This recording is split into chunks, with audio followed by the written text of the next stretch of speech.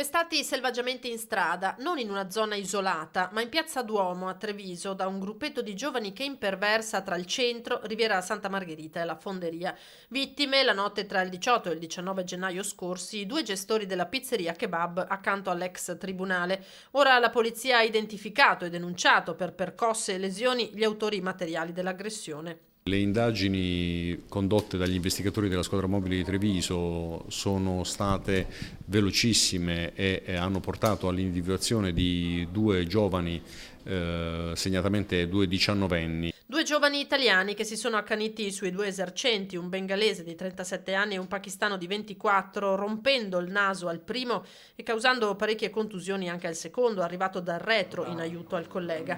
Il gruppetto si è poi dileguato, ma le telecamere di videosorveglianza hanno immortalato il pestaggio, consentendo alla mobile di risalire ai responsabili. Un episodio che ha riproposto il problema in città del comportamento violento di alcune bande di giovanissimi. Si tratta di un fenomeno che è attualmente monitorato dalla squadra mobile e che merita ulteriori approfondimenti oltre quelli già compiuti, che vede la presenza di alcuni giovani che hanno nel loro stile di vita la violenza e la sopraffazione.